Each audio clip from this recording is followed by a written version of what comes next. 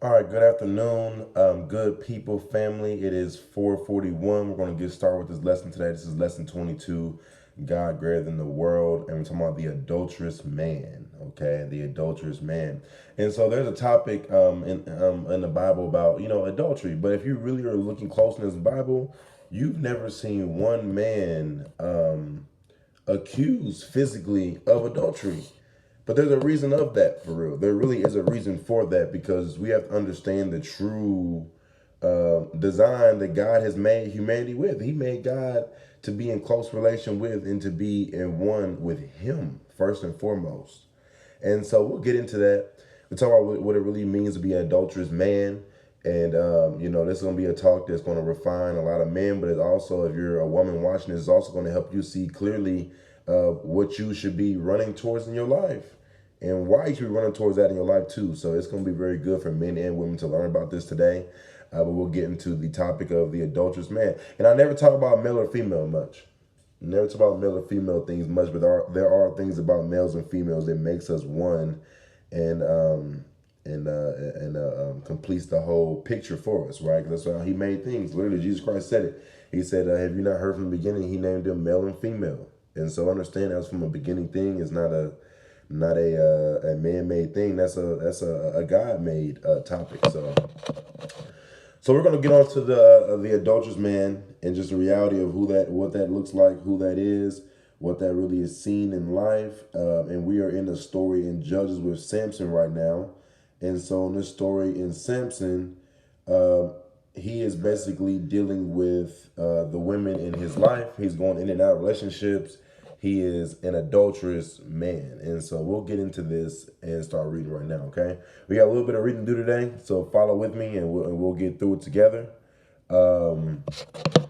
Without further ado, here we go. So Judges 14, 1-2, it says this. Then Samson went down to Timnah and saw a woman in Timnah, and one of the daughters of the Philistines. So he came back and told his father and mother, "I saw a woman in Timnah, one of the daughters of the Philistines. Now therefore get her for me as a wife. Now therefore get her for me as a wife." And so understand that there's going to be a lot of examples of this. So this is just my first example to you in this Bible. This is the first time that Samson even talks about a woman, right? And so he literally, this is his explanation. I saw a woman. I saw a woman. He didn't meet a woman. He didn't hear her voice. He didn't hear her talk. He didn't evaluate. He saw a woman. And so for real, Samson has a serious issue with lusting after what he sees. Samson has a serious issue with lusting after what he sees. If you don't understand that, I got plenty more for you to understand this. Let's get into it. So Judges 16, 1-2, he says, now Samson went to Gaza. So first when he was in Timnah, it was a whole nother city, right? So now he's in a whole nother city this time. A whole different city. He pulls up to the city. So now Samson went to Gaza and saw a harlot there and went into her. And when it was told to the Gazites, saying, Samson has come here, they surrounded the place and lay in wait for him all night at the gate of the city. And they kept silent all night, saying, let us wait until the morning, then we will kill him. Then we will kill him. And so this is going to be a great lesson. It's going to be a great lesson because it's going to be a great lesson for men to understand. It's going to be a great lesson for women to understand for real in their lives and just what's going on and what these things mean. And so understand this. This is his second time now.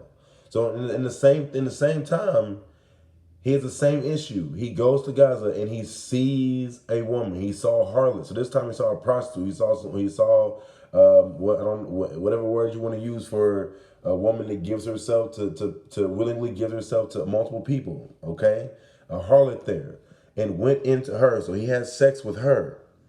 So he had the first wife, and that got him into a bunch of trouble. I don't know if you guys even realize that. I don't know if I said that, but that first wife that he found, and that was a situation. That was a situation we just went through in our last session, our last class on this. And so how literally God used this dark moment with him finding this Philistine woman, and he ended up going through all these trials and tribulations, but he ended up freeing the Israelites from the Philistine hand. But you have to understand that him chasing these women got him into trouble over and over and over and over and over again. Now, what is true, what's always going to be true, and what stays true is that he, even in his darkness, it was used for a good purpose in his life, which is what we talked about last time, right? But we're gonna get into this because this is not something that's okay for real. It's really not, and this is something that really men need to find and get in check with in their life. But it's not something you can get in check into your life until you understand the truth and you accept the truth about what it really means to be a man, especially a man of God. Because Samson was a man of God. You understand that Samson was a man that was set apart. He was chosen for what he was told to do.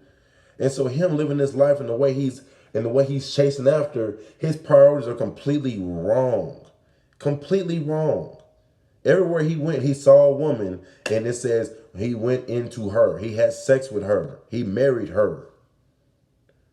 And so this is a mindset. This is something that really in men is really sick for real. And something that really needs to be fixed. But this is also something I will say is that we're going to learn from this from both males and females. The sickness of males, but also the sickness of females in the situation. Is that we have men who are that are called to have a heart for God and marry themselves to God and chase God. And all they're doing is chasing women over and over and over again to their own demise. To their own demise.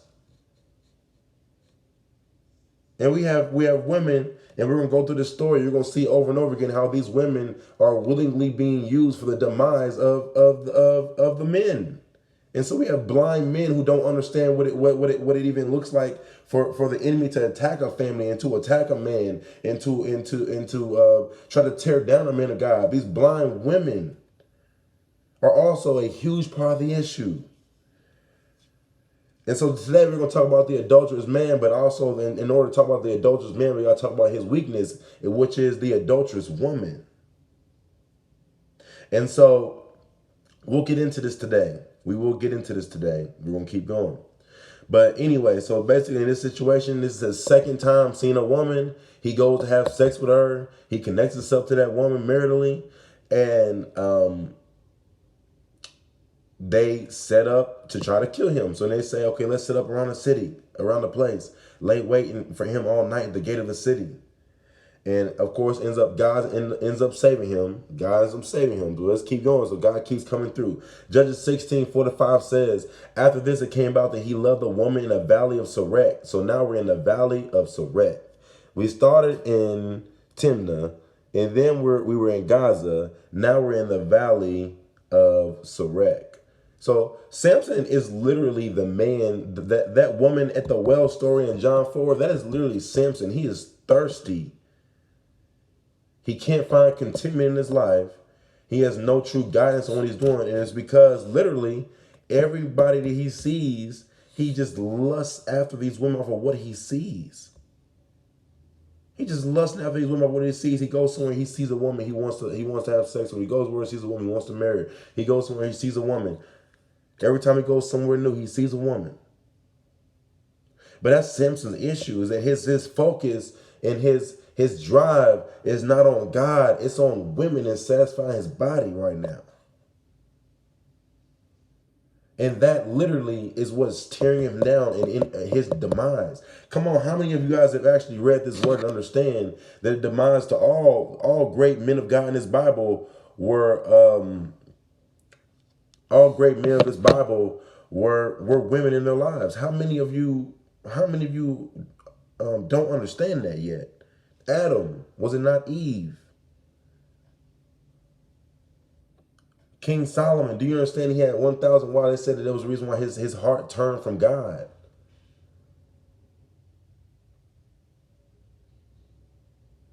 Job, when his kids and everybody died, who was his first test, the first woman that tried to pull him away from doing right with God was his own wife. And that's something that men really don't understand, that the enemy's greatest usage in their life to deter them from walking with God and following God and listening to God is women in their lives. And women are so blind to it, they just continually do it over and over and over and over and over again, being used by the enemy.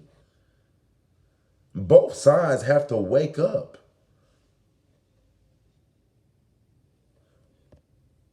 So then it says in Judges 16:69. So this is now we're gonna talk about in more in detail what Samson went through his lusting after women and stuff. And so this is also a situation too, because he he loved women so much that he turned a blind eye to who they were. Delilah in this situation is literally fishing for his weakness, just fishing to try to figure out how to tear him down. That's all she wants to know about the man. All she's been seeking is his deepest secret, his deepest what it is inside of him that gets to him. Like she's just been literally just studying how to tear him down. But because he loves women so much, he can't even see clearly what's going on right in front of him. And actually, I say this, what's even more funny is that he actually does kind of see what's going on right in front of him, because he won't tell her. He keeps lying to her and saying different things because he doesn't want her to know this, right? But then why doesn't he just believe what he's seeing and walk away? But then he gets to the end of this, and what does he end up doing? He ends up actually caving in and obeying his wife, giving her his weaknesses, and led to his downfall. So then it says, Judges 16:69, it says this. So Delilah said to Samson, tell me where your great strength is and how you may be bound to afflict you. Literally asked this man, tell me where your great strength is and how you may be bound to afflict you. How do I afflict you, Samson? Some of you guys are literally in relationships, and the woman is literally seeking every day to figure out what bothers you, how to get to you, what is your number one strand. Like she's literally picking you apart every day, and you're sitting there in their face with a smile and not even seeing clearly what's going on. Samson said to her, if they bind me with 7 fresh cords that have not been dried, then I will become weak and be like any other man. Then the lords of the Philistines brought up to her 7 fresh cords that had not been dried, and she bound him with them. Now she had men lying in wait in an inner room, and she said to him, the Philistines are upon you, Samson. But he snapped the cords as a string of tows snaps when it touches fire. So his strength was not discovered. So literally in this situation, he literally lies to his wife about what his weakness is, because he knows he shouldn't trust her. He knows he shouldn't trust her. And then they come, and you know what? And then he gets proved true because he tells her, and then they come and try to do the weakness that he told her that made him weak. Literally, this woman is trying to afflict this man and hold this man down, and he just doesn't. And he literally sees it and then continues on with his life and says, well, okay, baby, you know what? That was just one time. It's all good. So then Delilah said to Samson, behold, you have deceived me and told me lies. And so this is the most fire thing about this. Delilah is the one deceiving Samson and trying to receive this information so that she can tear him down. But what does she do? Because people, I want y'all to really take notes real quick. Because it literally says in this Bible, as a face reflects in water, so one heart reflects another. So then what does she start doing? Then Delilah said to Samson, behold, you have deceived me and told me lies. So she starts accusing him of being deceiving and telling lies. And it's her who's being deceiving and telling lies the whole time. Now she says, now please tell me. And that's what they do, right? They know they've been wrong. They did something wrong, and it shows you right in some, she's showing you right in front of her face that she's against you, that she's deceiving you. And it got proved right in front of your face. But she flips the script and starts blaming you. It says, you have deceived me and told me lies. You just tried to get this man captured and killed. And it says, he said to her, if they bind me tightly with new ropes, which have not been used, now I become weak and be like any other man. So Delilah took new ropes and bound him with them and said to him, the Philistines are upon you, Samson, for the men were lying in wait in the inner room, but he snapped the ropes from his arms like a thread. So literally, he still is right in front of her face in close relation with Delilah, right? Right in front of his face. And she literally binds him with ropes, as he just said, this is my weakness. This is how you hurt me. This is how you bind me down. This is how you enslave me. This is how you depress me. He literally shows her this, right? And then she does it to him. And then she does it to him and says, oh, I got him. And then she says, the Philistines are in the inner room. So then what she does is literally she sets him up to be jumped, to taken. And what does he do? He snaps the ropes from his arms like a thread. So she literally once again tries to deceive him by once trying to seek sympathy by saying, oh, deceive me, tell me lies. But this is important because this is what the adulterous man goes through. Because the adulterous man has a heart for a woman over a heart for God. And you don't even want to see clearly the women around you because you'd rather be able to lay in that bed at night. And it says, for the men were lying and wait for the inner room, but he snapped the ropes from his arms like a thread. So literally, he got set up, they jumped him, and he broke free, right? So then once again, here we go. Then Delilah said to Samson, up to now you have deceived me and told me lies. So once again, she literally flat out in his face deceives the man, is literally manipulating, doing these things of persecution towards him. And what does she do? Once again, she flips the script and blames him. It says in this word that the Lord's way is blameless. The Lord's way is blameless. And so you understand that literally anyone who is choosing blame is not following the Lord's way. They're following the way of the enemy for real. And so also another thing I would say about this is that actually, let's just keep going. So it says, like I said, that the Lord's way is blameless, correct? So now he's, once again, as a face reflects on water, so one heart shows another. And it's crazy because Samson never speaks up and accuses her. Never condemns her. Never says anything. He actually is a man of God. He's an adulterous man of God. He's an adulterous man of God. He knows God. He knows who he's supposed to be married to. He's just an adulterous man of God. So then she says again, you deceived me. And she turns her head. She's saying, oh, you told me lies. After she literally just bound this man with ropes and men came out of in secret places to jump the man. And then he says to her, if you weave the 7 locks of my hair with the web and fasten it with the pin, then I will become weak and be like any other man. So while he slept, Delilah took the 7 locks of his hair and wove them into the web. And she fastened it with the pin and said to him, the Philistines are upon you, Samson. But he awoke from his sleep and pulled out the pin of the loom and the web. So literally, once again, this is a third time. He literally lets her know again. And this is the thing, is every time he gets closer and closer and closer to the truth, right? And so he just keeps breaking down. He will not change, though. He will not accept what he's seeing with this woman. This woman keeps deceiving him, keeps literally having men jump him to take him captured.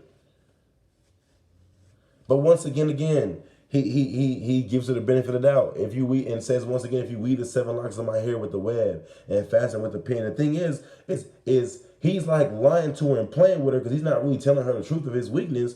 But the thing about it is this, is that every time he's getting closer and closer and closer to telling the truth because he is a righteous man. He cannot lie for so long. He can't lie for so long. And his mindset with lying and telling the truth is that I'm supposed to tell my wife whatever information she wants, then I'm telling the truth. That's not always the truth, for real. Do you not understand that what made Eve fall was information? Do you not understand that what Eve passed on to Adam was information? Sometimes you gotta understand it's best to just, one, mind your business. And when you see somebody who cannot mind their business, that's a true telling to you about that person. That's really a person that's leaning towards darkness. They're outside of themselves. They blame people. They're always worried about somebody else's business and information. That's literally who Delilah is right now. All she's concerned about is Samson and his information. I gotta know what makes him weak. With ill intent the whole time. And she keeps showing her deceitful intent over and over and over again. So then it says, so while he slept, Delilah took the 7 locks of his hair and wove them into the web. And she fastened it with the pin and said to him, the Philistines are upon you, Samson. But he awoke from his sleep and put out the pin from the loom in the web. So they try to get him. Once again, he did not go. Then lastly, here she goes. She seeks more sympathy. Then she said to him, how can you say I love you when your heart is not with me? You have deceived me these 3 times and have not told me where your great strength is. And so you understand something. Yeah, first of all, as men of God, you understand that we are called, your heart is supposed to be with God.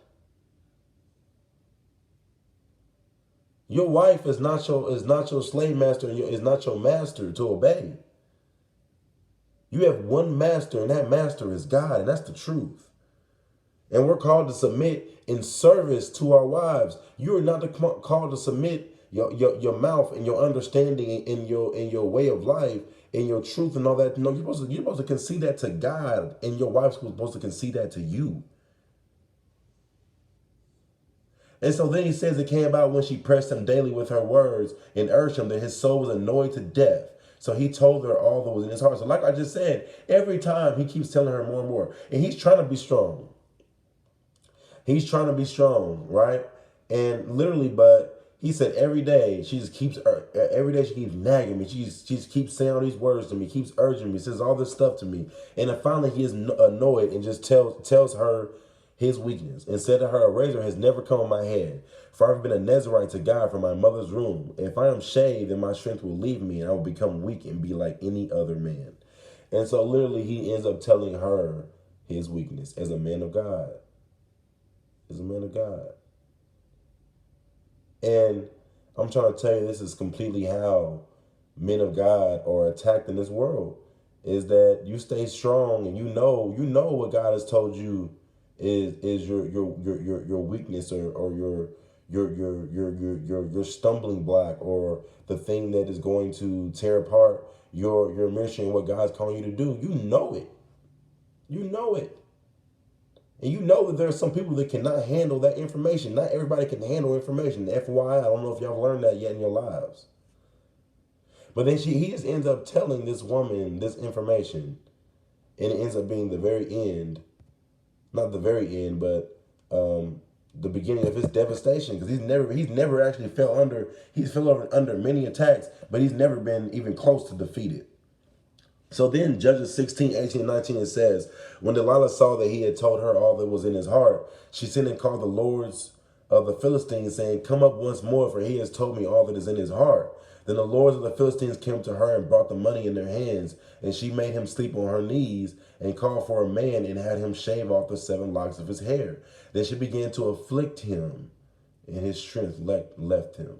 And so literally, she gets this information, and what does she do? She exposes him with it. She exposes him with it. I've seen, oh my gosh, I've actually just being on Facebook the last few days, I've seen a couple women who received information about the weakness of their man who just couldn't help but just expose their ex or their child's father on social media. What did she do? She received the weakness and she exposed him. Just like the adulterous woman does. But these are issues that an adulterous man finds in his life because your devotion is to woman over God.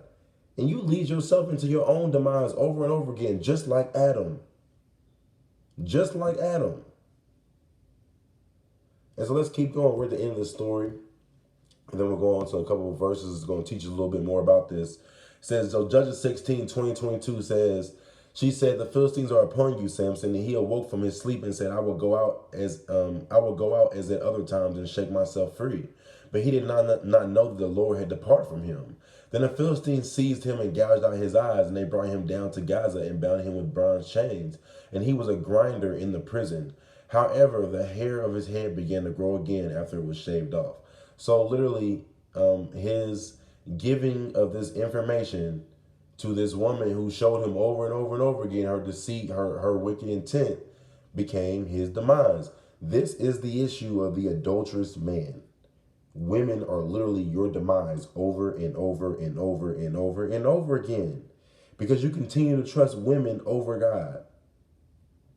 You continue to be stronger in your devotion to have sex and have someone to have sex with than to walk with God in close relationship. And so, like I said, we'll get into this a little bit deeper in what all this means. I was going to say it's going to be a really great lesson, but it actually is a really great lesson. So let's keep it moving on here.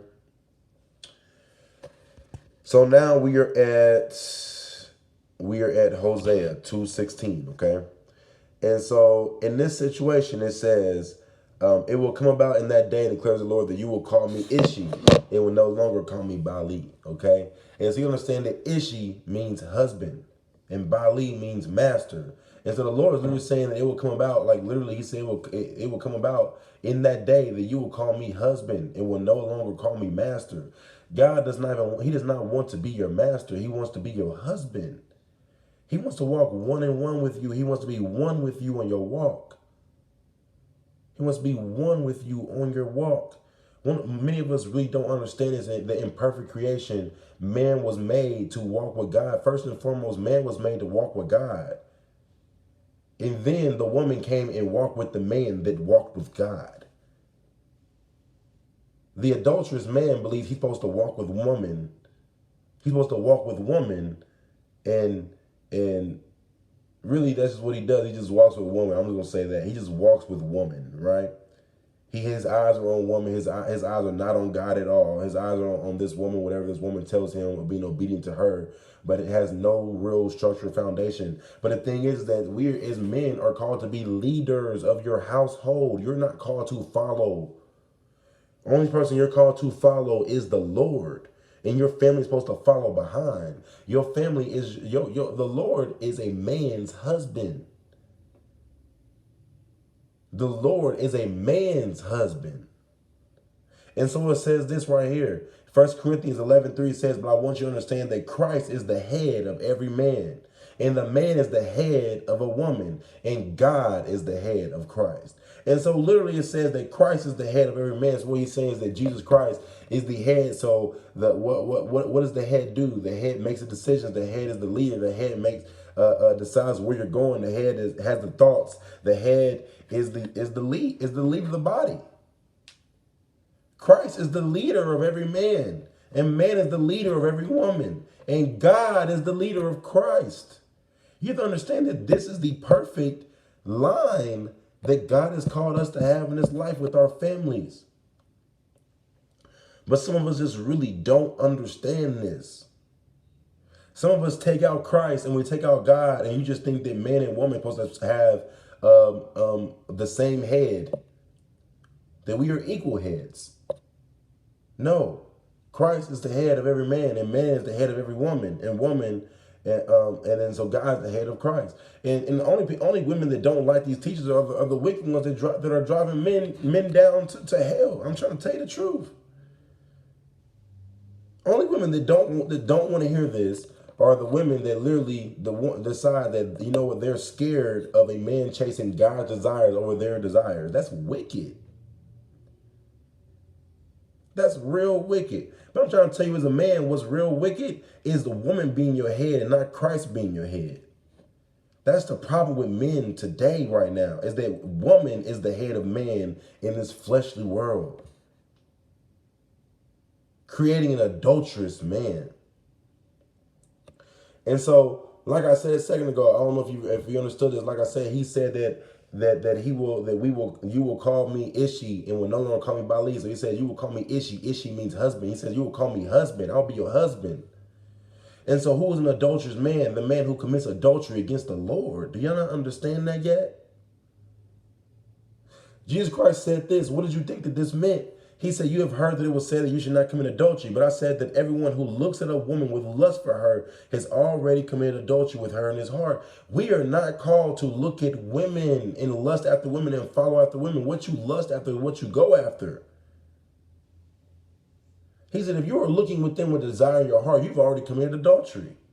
Because your desire should be on God. That's why this verse is so specific to looks at a woman. Because you're supposed to be looking at God. And woman is supposed to look to you. An adulterous man does not understand that. Their eyes are always on woman and never on God. And so then it says this in Revelation. It says, Revelation 14:4. It says, these are the ones who have not been defiled with women, for they have kept themselves chaste. These are the ones who follow the Lamb wherever he goes. These have been purchased from among men as first fruits to God and to the Lamb. And so what we have to understand is this. It says these are the ones who have not been defiled with women. What we have to understand is that sex is not what makes you defiled by a woman. Sex is not what makes you defiled by women, because the Lord specifically stated that the marriage bed is undefiled. He created marriage and said that's not a defiling element. So it's something else. There's something else that defiles a man, even if they're married to the woman. There's something else for real. And let's talk about what that something else is, because the Lord let us know that specifically, and it's very upfront. Genesis 3:17, he says, then to Adam he said, because you have listened to the voice of your wife. So why was Adam cursed? Why was he defiled? Why was he unchaste to God? Why was he an adulterer to God? Because he listened to the voice of his wife over the voice of God. That is an adulterous man.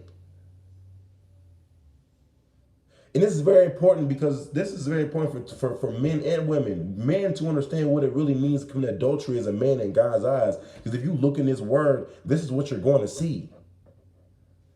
You haven't seen one man in his word accuse him of adultery in a physical sense with a woman. You have not. Besides the taking of another man's wife, but I'm saying in a sense of a man who was married and marries a woman, or has sex with another woman who is not taken in marriage by somebody else. You did not see that as an adulterous situation. They just said they were married. But why? It's because men commit adultery against God and women commit adultery against men. But that's something that we don't understand, because we don't understand the healthy focus of a family unit in this life. The healthy focus of the family unit on this life is this. I'll go back. It says it's at the end that God's the head of Christ. So literally in this family, in my family, there's God, there's Christ. There's man and there's woman. And so Christ, we know he keeps his focus on God. He's faithful because he's faithful to himself. He cannot deny himself. So then man keeps his focus on Christ. And then woman keeps his focus on man, And that's the perfect relationship that keeps a relationship in Eden. But because we're so adulterous as men, we cannot keep our focus on God. And so our whole family pays for it. Just as when it came to Adam, the Lord did not curse them until Adam took of the fruit, because the head is the point. Adam was the point. And so you have to understand, it literally says, he says to Adam, he said, because you have listened to the voice of your wife. So he said, you're cursed because you have listened to the voice of your wife and eaten from the tree about which I commanded you, saying, you shall not eat it. So because you listened to your wife, because you listened to your wife, who influenced you to do what I told you not to do, I'm cursing you. You're all cursed. So you understand that what makes a man defiled to God is your non-devotion to him and his word. Is that you will literally listen to and obey what this woman's desires are over God's desires in your life. And you know what it does? It drives both of you to death over and over and over again in your relationship. Your relationship can never have a solid ground, can never have peace for longer than a month. And so this is a really important talk, because Adam was an adulterous man. He was created to keep his focus on the Lord, and he cheated, adulterized, whatever the word you want to use. He cheated on God with his wife. So he was cursed because he listened to her voice and not his voice. We're called to submit our hearts to God, not submit our hearts to our wives.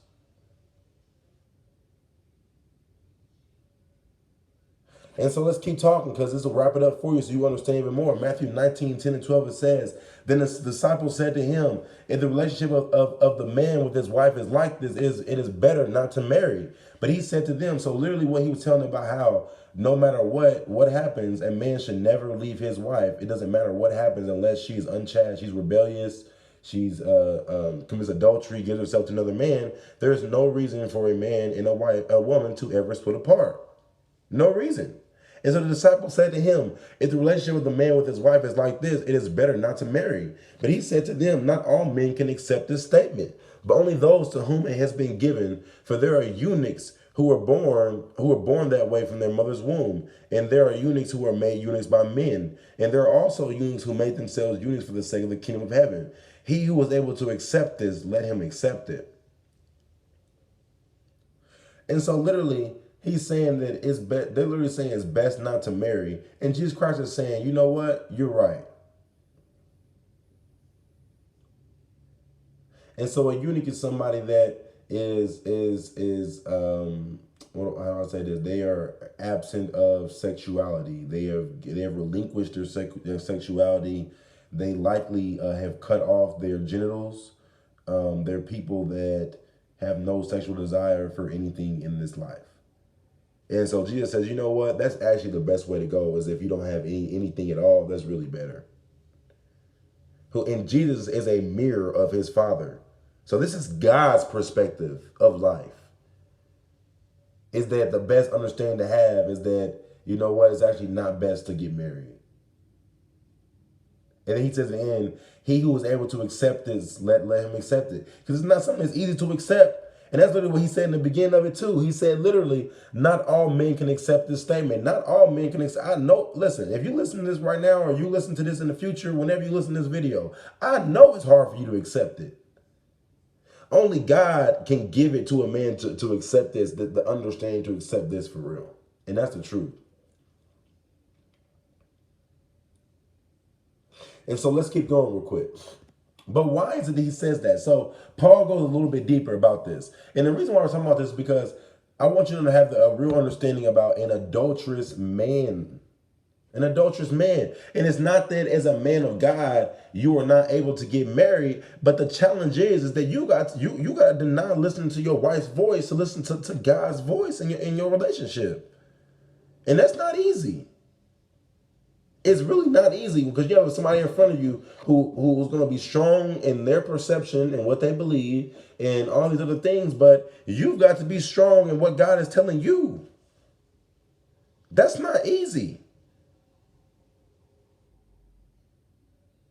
And so 1 Corinthians 7:27-31 says, are you bound to a wife?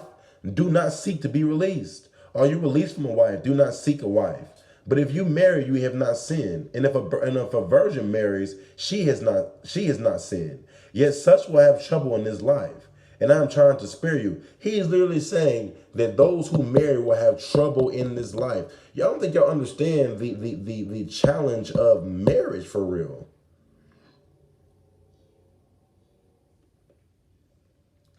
Especially because you understand that this word and this word of God is for those who are really seeking God.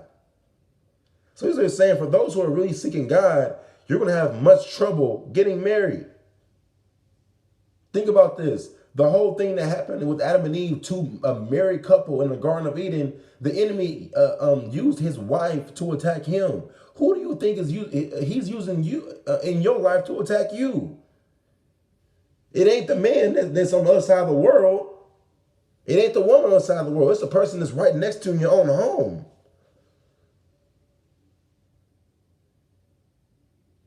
And so to marry is to sign yourself up for many troubles. And am I saying that it's not worth it? No, I'm not. But I'm also just trying to give the reality of, as a man of God, where your focus has to be. Your focus has to be on God. That's the only way your relationship is going to be healthy and beautiful. That's the only way that you're going to be satisfying in the sight of God.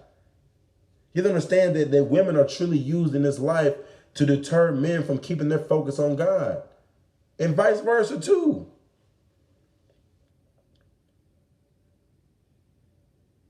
And so then it says, the time has been shortened. So this says, I'm trying to spare you, but this I say, brethren, the time has been shortened, so that from now on, those who have wives should be as though they had none, and those who weep as though they did not weep, and those who rejoice as though they did not rejoice, and those who buy as though they did not possess, and those who use the world as though they did not make full use of it. For the form of this world is passing away. And so it literally, it's saying the time has come. The time has been shortened. So that from now on, those who have wives should be as though they had none. I'm trying to tell you the truth. If you are a man of God, your focus and your mind and your spirit should be solely to be one with God. And the woman in your life and the women that come in your life, they have to make the choice to make their spirit one with you. So in all trueness, it's as though you are without a wife in an earthly sense of how people take care of wives in this world. But that is the right way that we should be living life. That is a health. It's going to create a healthier relationship. It's going to create a better love between a husband and his wife. But the thing is that men become adulterous towards God and literally have their eyes and their lust on women over their desire of being over God. And the thing is women think that that's how they're going to get the best treatment, is if a man is lusting after them, if their man has their focus on them, if they're just giving their all to them. But no, that's not true. You actually will receive better love if his heart and his mind were on God. And I know you seek to control him. I know there's a desire deep inside to control this man, but you have to free that man and tell him to fix his mind on God, because he's going to be better for you. He's going to be better for you. And then so lastly, just the reality of the what he wants, man. He really wants to be one with you. He wants to be a husband to you. It says, but the one who joins himself to the Lord is one spirit with him. The one who joins himself to the Lord is one spirit with him. And so you understand that as men, this is what we are called to do. When you have sex with a woman, you are made into one flesh. But he never called you to give your spirit to that woman. He called you to join your spirit with his spirit. And trust God that the right woman will choose to join her spirit with y'all's spirit. But I just know someone's going to hear this today. Some male, some man, someone's going to hear this today and really understand just what God, the relationship, type of relationship God really wants from them, and how seeing clearly in their life what's deterring them from their relationship. Is that he didn't call us to have a heart for women. He calls us to have a heart for him. And you have to understand that for real, and understand that he really wants to be one with you. He says, you'll call me Ishi, you'll call me husband. That's what he wants to be to you. But you have to allow your spirit to be one with him, and separate your spirit to be one with anything else. It has to be one with him. And so that's the end of this talk. It was the adulterous man, a really good topic to understand just what it means to be adulterous in the sight of God, because he says oftentimes, like Jesus says, this is a wicked and adulterous generation. And sometimes we really don't know what that means. That's a person that is giving their heart to the world over and not giving their heart to God. It literally says in James, it says, you adulterers, don't you understand that their friendship with the world makes you an enemy to God? And that's the truth. You have to understand is that you cannot give your heart to the world and to God at the same time. You have to give your heart to God. You got to give your heart to God. Stop being adulterous men. And so, text your prayer request to 317-891-4148. We'd love to go to prayer. Love to go to battle for you, and send answers and action into your life. You can text a prayer request. You can text us a testimony. You can text us scripture. You can text us anything you want to text us. If you want to journey, we want to journey with you. So text us at 317-891-4148. And then lastly, we do a tithe and offering program where we can encourage you to save 10%. You're the buyer of Christ, a walking testimony to his good news. Save that 10% for your ministry in his life. And then we also ask that you give 10%. We ask that you give 10% because we know he called his disciples to let go of money and let go of physical possessions. And it's through your giving that they're able to keep their focus and heart and mind on Christ to give you a pure message from God. And so whether it be this ministry or the next ministry, whatever ministry is purely feeding you, make sure you give that to them. And then lastly, we do give back. And so what I do is I pull $50 a week from that Cash App to ensure that God's word will continue through our ministry, and the rest of the acquired money we divide equally and redistribute to those that gave. And so we'll be the first to bless you, okay? And so that Cash App is $Christ King Way. Enjoy doing this with you. I really hope you understand what it means to be an adulterer to God and like really be giving your heart to the world over him. And if you're a woman, you know, the same thing, you know, because the reality is also is that if there's only one person in this world who is calling you to, as a woman or a wife, submit your heart to that man, and that is the Lord. So to submit your heart to the Lord is to submit your heart to your man. And so you have to understand, for real, the adulterous woman won't submit her heart to a man. That's an adulterous woman too. And so we'll get into these things though. I think next week actually we're going to contrast the adulterous woman from the righteous woman in our Trust in God class next Tuesday. So tune into that at 4:30 if you want to check that out. Sunday, 9 a.m. we'll be doing our Sunday sermon. Check that out. It's going to be really good. It's always good, a good little lesson to learn from and really think about in your life. So have a blessed day. I love you guys. We'll be back on here Sunday at 9 a.m. Be blessed.